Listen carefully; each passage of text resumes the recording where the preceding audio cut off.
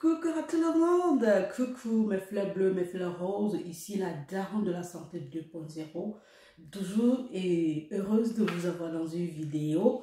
Cette vidéo-ci, ça fait vraiment longtemps que je n'ai pas fait les vidéos et aujourd'hui je vous reviens donc avec un sujet du quotidien. Bref, j'ai décidé de parler des choses en détail parce que sinon on ne se comprend pas et on ne peut pas bien faire les choses. Donc aujourd'hui vous voyez j'ai ce bonhomme dans les mains qui est un mannequin qui en réalité a coûté très cher. Même si c'est que ça semble petit, j'ai décidé d'utiliser aujourd'hui parce que j'ai envie de vous montrer des choses et comme je suis sur le point de vous parler du mal de dos, de la colonne vertébrale, alors j'ai décidé de vous parler de ça avec ce mannequin. Ok. Tout d'abord, j'aimerais vous dire merci. Merci pour votre soutien. Merci pour tout ce que vous faites au quotidien pour moi. Merci pour les partages sur la page Facebook. Merci pour vos abonnements. Et si c'est la première fois que vous m'écoutez ou vous me suivez, n'hésitez pas à vous installer parce que j'ai de bonnes choses pour vous. Activez la cloche de notification et invitez vos amis à vous abonner. Parce que ici, c'est plus la prévention que la prescription. Je suis infirmière et donc je ne prescris pas, même si dans d'autres pays on prescrit, moi je ne suis pas autorisée à prescrire selon les normes. Donc dans cette vidéo, je vais aller très rapidement. Je voudrais parler du mal de dos. Je ne vais pas parler de la thérapie dans ce mal de dos, mais je vais vous parler de la colonne vertébrale et je vais vous montrer les habitudes au quotidien à avoir. Pourquoi j'ai décidé de parler du mal de dos aujourd'hui? En fait, j'ai une précieuse dans mon groupe WhatsApp qui m'a demandé « Hey, Daron, écoute, moi je suis couturière et vraiment le mal de dos, c'est exagéré. Qu'est-ce que nous, couturières, nous pouvons faire? » Moi, j'appréciais sa façon de me poser la question parce qu'elle a précisé sa profession. Ça veut dire qu'elle est quand même consciente, que sa profession peut avoir un effet sur son mal de dos ou alors peut être la cause de son mal de dos. Donc, du coup, j'ai dit, ok, pourquoi ne pas répondre avec une vidéo? Pourquoi aller chercher de long en large? J'ai décidé de le faire. Et dans cette vidéo, vous allez me voir en pratique. Vous allez me voir manœuvrer parce que j'ai envie de vous montrer. Étant infirmière aussi, c'est l'un des cours que nous faisons avant de commencer le travail. Alors, pour ne pas trop bavarder, allons tout droit au but. Et cette vidéo-ci va servir à tous les chauffeurs, à tous les infirmiers, à tout le personnel sanitaire en général, à ces couturières, à ces personnes qui travaillent au bureau, les informaticiens et autres, parce que je m'en vais vous montrer les choses.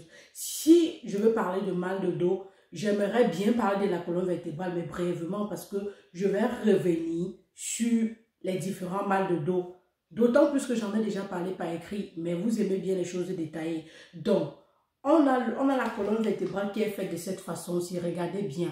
Ici, la colonne vertébrale commence ici et ça vient s'arrêter ici, comme vous voyez, en bas des fesses. Donc, même d'où il y a dans les fesses, ok? Et ici, on va parler de la cervicale, tout ce qui se trouve au niveau du cou, tout ce qui se trouve ici au niveau du dos, donc derrière la poitrine. On va parler des vertèbres thoraciques ou alors la dorsale. Et tout ce qui est ici, on va parler des lombaires, des vertèbres lombaires. Donc ici, on a les vertèbres cervicales, les vertèbres thoraciques ou alors dorsales et les vertèbres lombaires. On a des petites vertèbres ici que je ne vais pas vous parler de ça. Mais votre mal de dos se localise souvent plus où? Ici, au niveau du cou, ok? Et on parlait du mal des nerfs. Et ici, au niveau du dos, du bas du dos, les gens parlent souvent du mal de rein. Donc aujourd'hui, je viens faire la différenciation entre les mal de rein et le mal de dos. Le mal de rein, c'est ici, parce que les reins se retrouvent ici au niveau des anges de ce monsieur-ci. Par contre, le mal de dos, c'est ici. Vous voyez, le monsieur, il est placé là. La lumière est tellement forte et je ne sais pas si vous voyez. Voilà, comme ça, vous voyez plus. Le mal de dos, le mal de rein est ici et le mal de dos est ici. Bon, quand vous voyez bien, vous allez bien constater qu'il y a ces vertèbres. Mais pourquoi on a mal au dos? Qu'est-ce qui se passe? Le mal de dos ou encore lombalgie ou cervicagie, en fonction d'où ça se trouve, est défini par le fait que durant une période ou alors quand vous avez commencé à adopter les mauvais positionnements ou alors, comment il veut dire ça? Des mauvaises positions. Pourquoi aller trop chercher? Vous avez bon, bref, vous avez passé tout votre temps à adopter les mauvaises habitudes de vie, disons ça comme ça. Vous vous positionnez mal, vous marchez mal, et du coup, vous ne respectez pas la forme de la colonne vertébrale. Ici, on voit que la colonne vertébrale est droite parce que c'est un mannequin, mais en réalité, c'est pas ça. La colonne vertébrale, vous voyez comme je suis placée exactement, ça entre ici et puis ça sort. Ça veut dire que, attendez, donc ça veut dire que quand je me place, je dois me placer normalement debout comme ça. Du coup, à un moment donné, vous voyez, il y a un creux ici et c'est normal. C'est le creux normal. La colonne vertébrale est en forme de S, pour mieux dire. Et le S doit être maintenu. Pour que le S soit maintenu, ce n'est pas qu'on va se courber pour que le S soit maintenu, bien évidemment, non. Il faut se maintenir droit, même quand on marche. C'est pourquoi bomber le torse quand on marche fait du bien au positionnement de la colonne vertébrale. Et même quand on s'assoit, regardez ma posture sur la chaise. Je m'assois normalement, c'est comme ça qu'on s'assoit. On ne s'assoit pas comme ça, non, c'est très mauvais. Ou alors on ne s'assoit pas comme ça, c'est très mauvais. On devrait s'asseoir avec la colonne vertébrale droite comme ça. Et même quand on marche, la posture, vous allez voir les Miss, lorsque les Miss marchent, elles ont une posture droite comme ça. Attendez, elles ont une posture droite comme ça, elle est debout comme ça, et puis elle marche, n'est-ce pas? Ce qui fait que quand vous voyez une personne se placer debout comme ça, c'est la bonne position. Quand vous voyez une personne s'asseoir comme ça, lever le torse, c'est la bonne position parce que ça respecte la forme de la colonne vertébrale qui est en forme de S. Ok. Maintenant, le problème avec les couturières, les informaticiens, c'est que, je vais vous montrer ça directement. J'ai le computer ici, n'est-ce pas? J'ouvre le computer, je le dépose comme ça. La plupart des informaticiens font ça. Et c'est le même geste que les couturières font. Elles se font comme ça pour faire. Mais non, c'est très faux. Déjà que regardez ce qui se passe. Je me baisse. Ça, je fais un coup. En fait, je déforme la colonne vertébrale. La forme S qui était là initialement se déforme automatiquement. Je suis comme ça. Et puis, qu'est-ce qui se passe? C'est que au fur et à mesure que le temps passe, les vertèbres qui sont les os commencent à subir des pressions. Mais ce ne sont même pas les vertèbres qui ont un problème. Entre les vertèbres, comme je vous montrais tout à l'heure, entre les vertèbres, ça veut dire, vous voyez par exemple les côtes, entre ces vertèbres, il y a ce qu'on appelle les disques intervertébrales.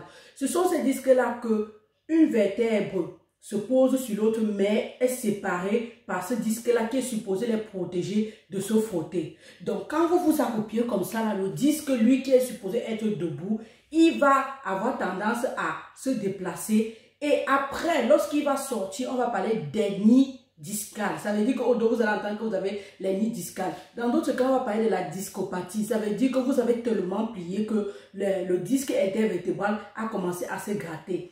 Maintenant, le problème, c'est que quand vous avez des déformations comme ça, ou alors vous avez des positions très mauvaises comme ça, au fur et à mesure que le temps passe, ça commence à gratter, ça commence à on va dire c'est filoché, non, c'est pas le fil quand même. On va dire quoi? Le français là n'est pas facile.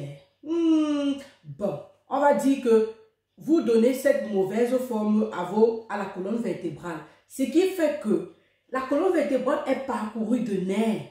C'est parcouru d'un tas de nerfs. Donc, si vous pliez un peu et qu'un nerf arrive à se plier, vous allez avoir cette douleur-là. Mais en réalité, ce sont d'abord les tensions qui sont ici, au niveau du cou, qui vous font mal. Ce sont les mêmes tensions qui se regroupent ici. Et vous allez ressentir cette douleur parfois au niveau de la jambe et au niveau de la fesse. Parce que le nerf sciatique, par exemple, ici, au niveau du dos, va descendre jusqu'au niveau de la jambe et au niveau du fesse. C'est pourquoi les personnes qui souffrent de discopathie, ça veut dire que le disque intervertébral s'est vraiment enflammé. Ça s'est enflammé jusqu'à ce sur le point de sortir. C'est même déjà presque dehors, c'est même déjà presque sorti entre les deux vertèbres. Vous allez voir que la personne a mal aux fesses et a mal à la cuisse parce que ce disque-là a comprimé le nerf. Donc le principe dans tout ce qui se passe ici, c'est que vos mauvaises positions, vos mauvaises habitudes de vie agissent sur votre colonne vertébrale et au fur et à mesure que le temps passe, ça commence à altérer le muscle intervertébral et les vertèbres.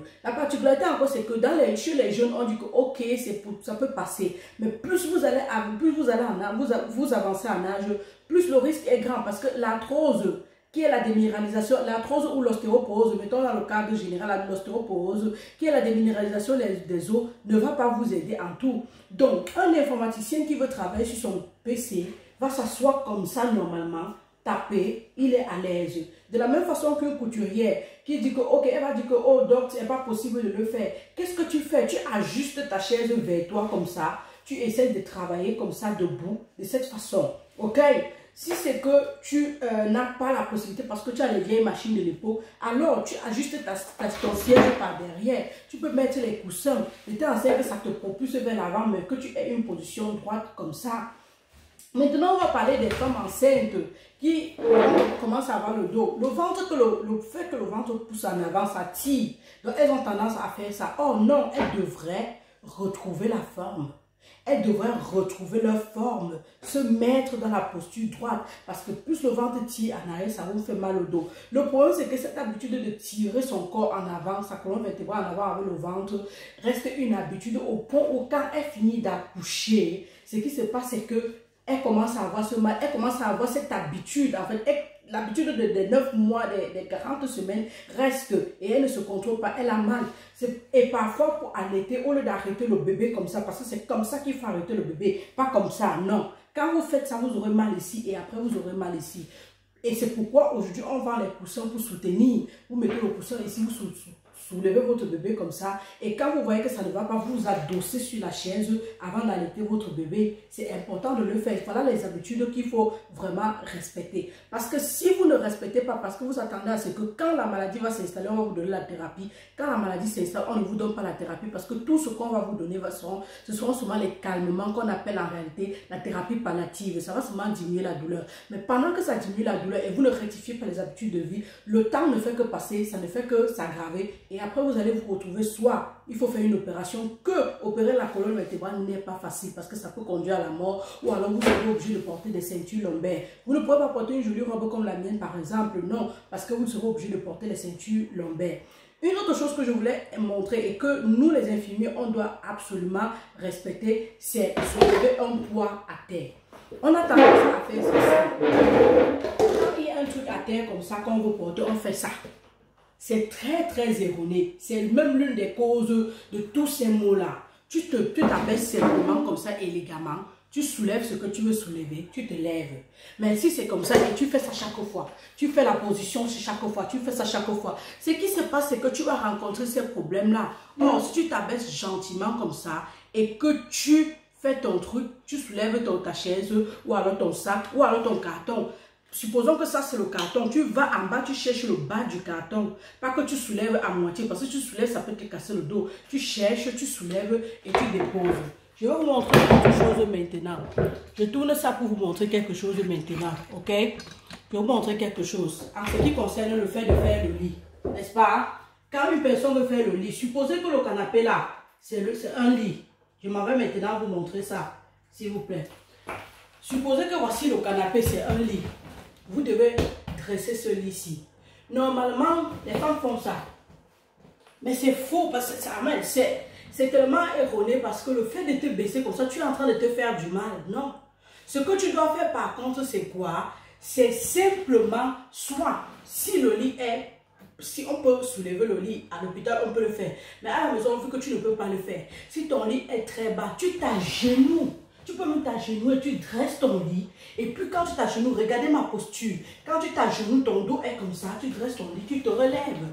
Par contre, si tu te baisses comme ça, ça va donner quoi? Ça va donner quoi? Ce sera très grave parce que ton dos va se tordre. Donc, pour répondre à la question de la dame qui a dit, nous les couturiers, on fait comment? Voici la posture à avoir. Ah, ça, tu t'assois, tu bombes la poitrine, même quand tu es en train de travailler. Si tu vois que non, ton matériel ne te permet pas, ajuste par derrière, ou alors tu le portes, tu le mets à ton niveau. Si la table d'où la machine la machine est déposée est très basse, tu la soulèves à ton niveau. De la même façon que pour les informaticiens, on ne va pas oublier les jeunes ou alors nous, la nouvelle génération, quand on est sur le téléphone comme ça là, ça fait mal ici.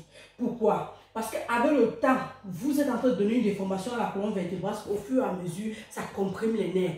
Parfois, la douleur peut être un épaissement seulement du nerf. Ça veut dire que le nerf s'est épaissi sous la colonne vertébrale. Mais il faudrait à la base que vous ayez donné une déformation à cette colonne vertébrale, par exemple.